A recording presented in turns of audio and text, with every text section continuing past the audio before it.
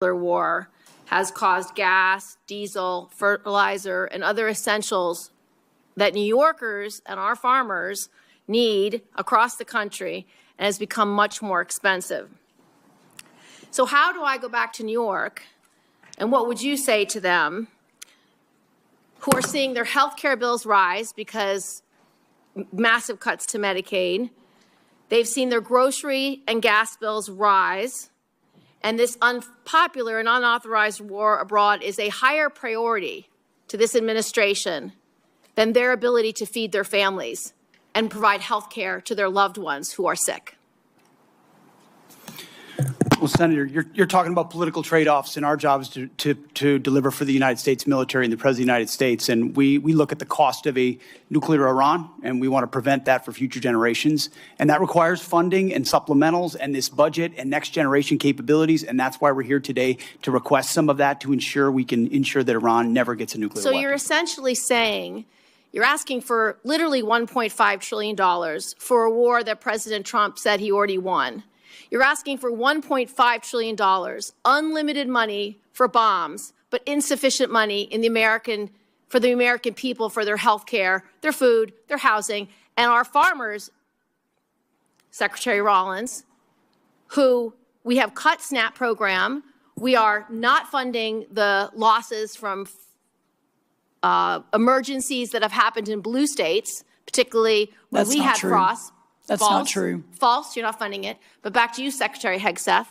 And I would like to respond to the fertilizer and the gas. Have your chance, Secretary Hegseth. There's no reason to be rude. You are asking for unlimited money for bombs when people can't feed their families. And I don't know how this administration intends to defend those decisions to the American people.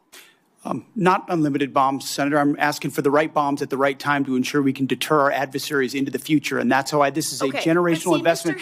And it was the previous administration that didn't fund this department.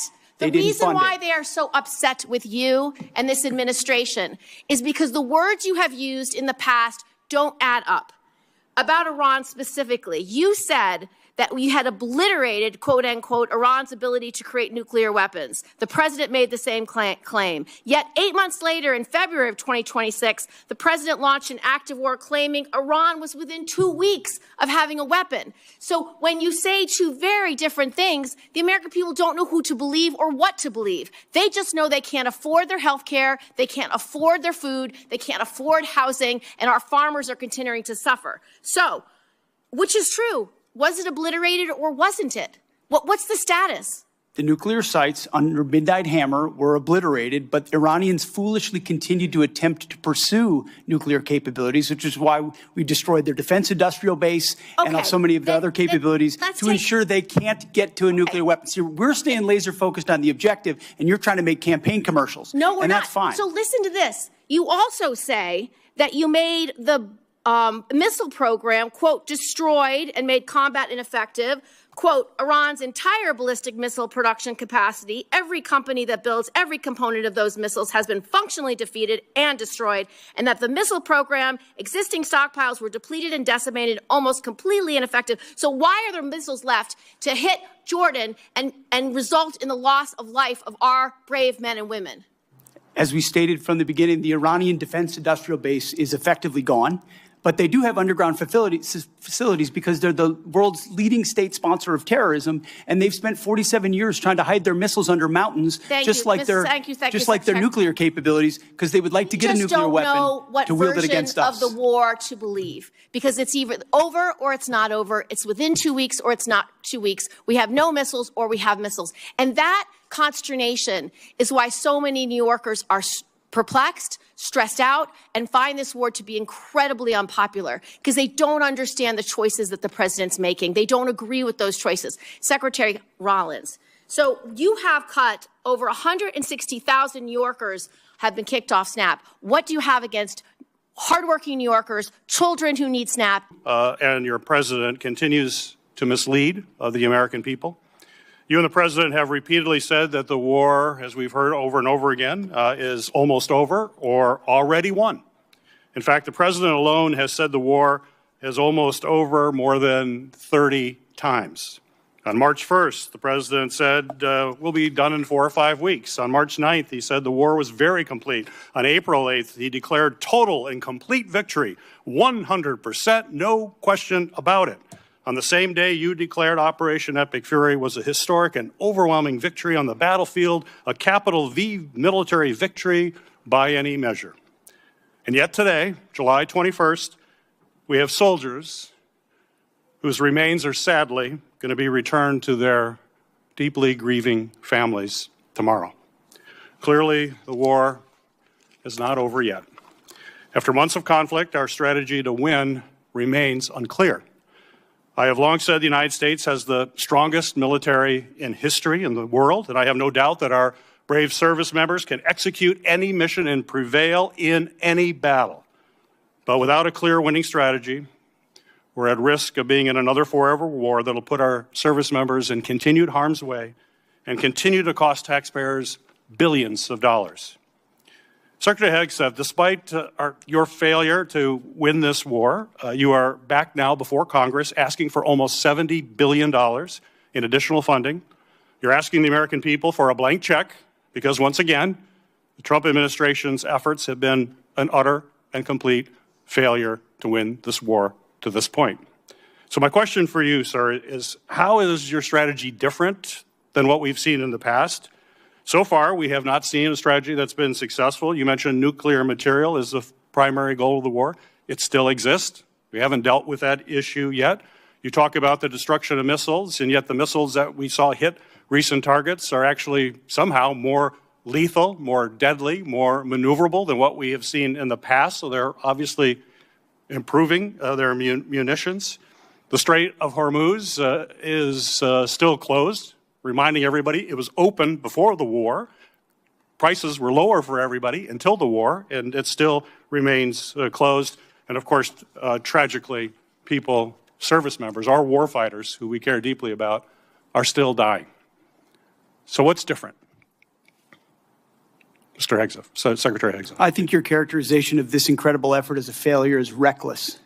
And I think it's irresponsible. And I think it smears the sacrifice of the troops that are out there making on behalf of the American people to ensure that Iran never gets a nuclear weapon. Shame on you and others who call this a quagmire and a failure, and then you want to turn around and say you support the warfighter. Either you do or you don't. Is the nuclear material still there, I can sir? get you a ticket out to CENTCOM and talk to what those Americans are doing, and how committed they are to this effort, and how they want to ensure that Iran never threatens their families with a nuclear weapon. That's the kind of intensity that our warfighters have about making sure that Iran isn't capable of doing that. Secretary Hegseth, if you listen to my comments, you would have heard me say how amazing our warfighters are. I heard. I'll yield my time to Senator Ossoff. Thank you.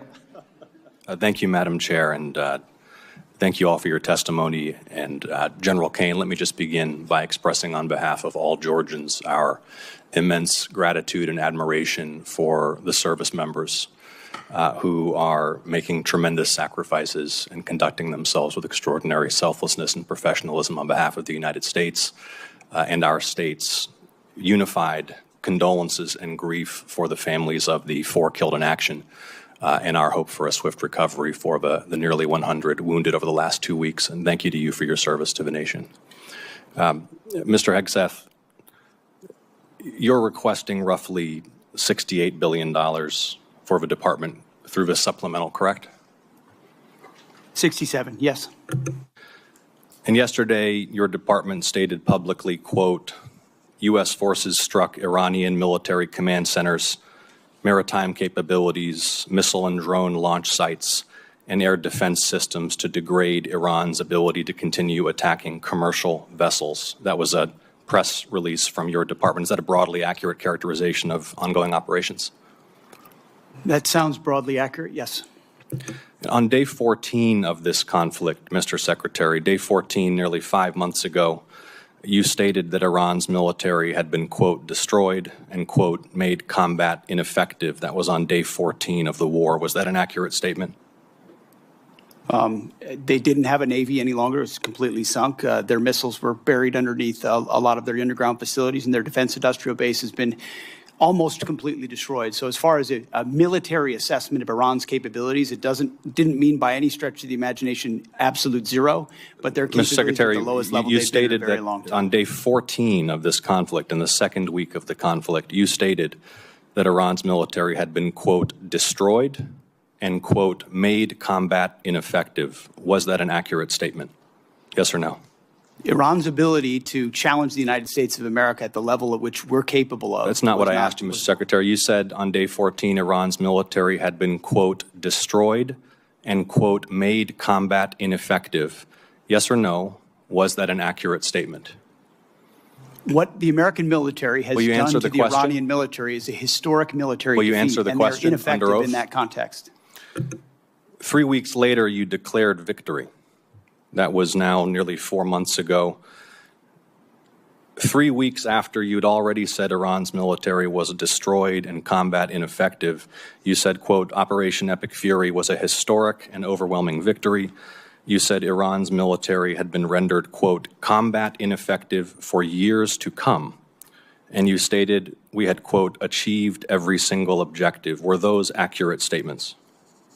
It certainly was, on behalf of the men and women in uniform, a historic military victory over Iran. Had Iran's military been rendered, quote, combat ineffective for years to come? That was a statement that you made 4 months ago. They had 160 naval vessels You need in to the answer Blue the Water questions, Navy, Mr. and they're gone. Secretary. Their Air Force you is said 4 months completely ago. combat ineffective, You and they said don't 4 have a months defense ago. industrial base. Excuse So me, describe Mr. to me a Secretary. country that doesn't have an Air Force, a Navy, or a defense industrial base, and Mr. I will describe to Secretary. you a country that does not have an effective Mr. military. Secretary, you It stated- can lob missiles. Mr. Secretary, you stated missiles, 4 but it's months not a ago combat-effective that Iran's military. military had been rendered, quote, combat ineffective for years to come. Has Iran's military been, for the last 4 months, combat ineffective? It's been set back not just years, but likely decades. You stated considering we it had, can't quote, build at the level you it did stated- before, and not you even stated close. we It doesn't had, mean it quote, doesn't have capabilities.